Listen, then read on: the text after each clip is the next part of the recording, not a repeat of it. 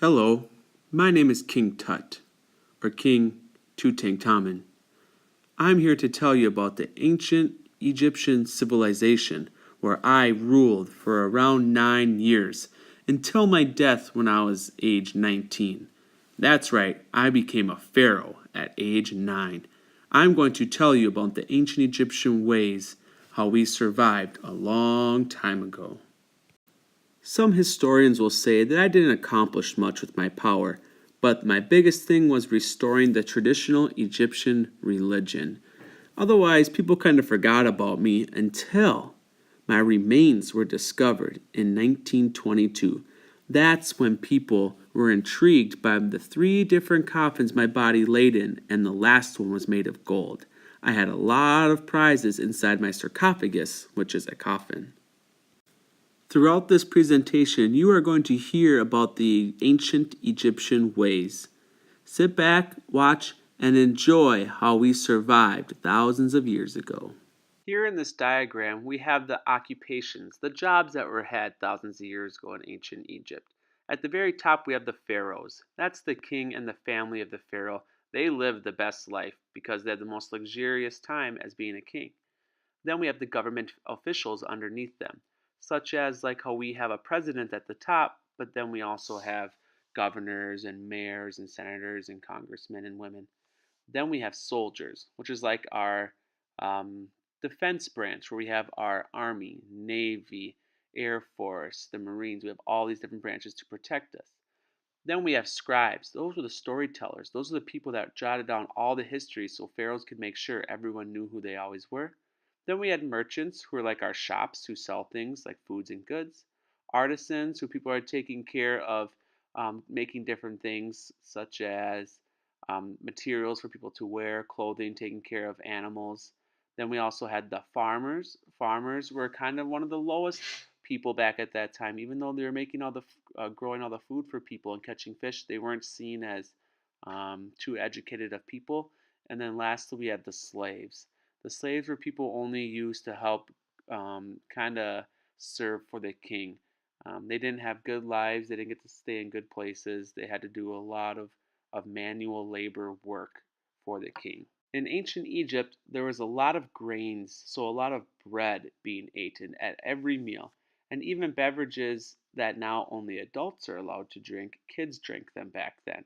But you'd find a lot of breads, like I mentioned, and a lot of different fruits. But depending on who your family was, if you were a richer family like the pharaoh or the government officials, you even got to eat more exotic animals like hyenas or really good fruits. Otherwise, you're pretty much stuck to just bread and grains.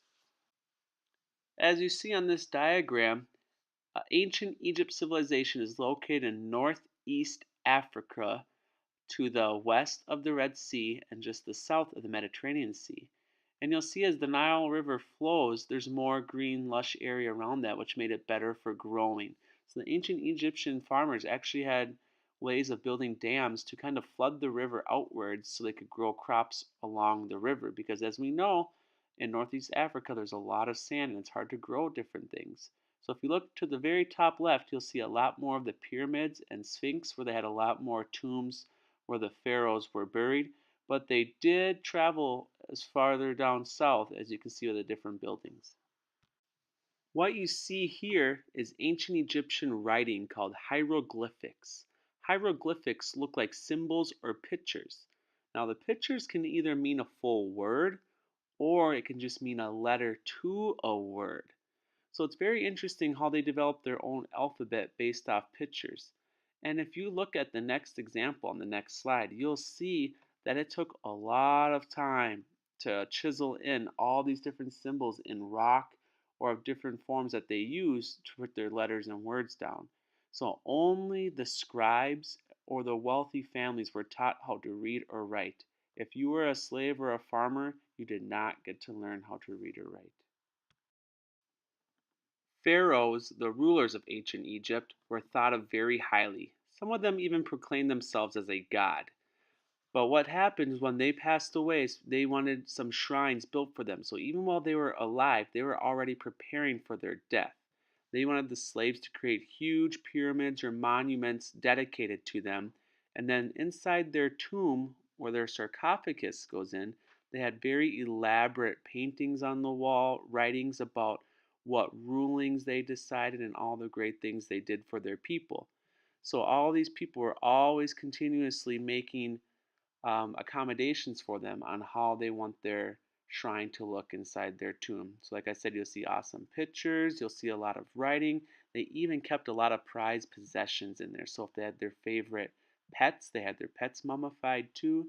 They also had different chariots and jewels like bracelets and necklaces and rings or their favorite cups. They took that all with them because they believe when they die, they go on to an afterlife, and what they have with them in their tomb gets to go with them as well.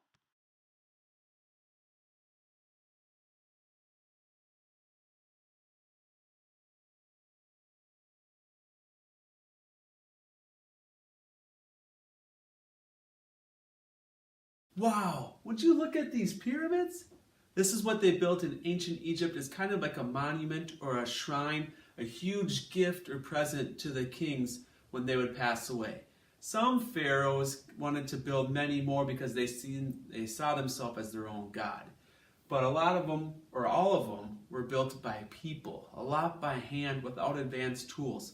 So you can see how these pyramids had withstand over thousands of years just by humans working together. What you see here is the Sphinx. This is a very popular tourist attraction where people can still this day go see it in Egypt. Do you notice something missing on the Sphinx's face? Thank you for watching this presentation about ancient Egypt, a time when I ruled a long time ago. I hope that you learned some new things, but I would also like you to use some of these ideas and create your own video about any ancient civilization that you've been learning about. Good luck, third graders. Have fun.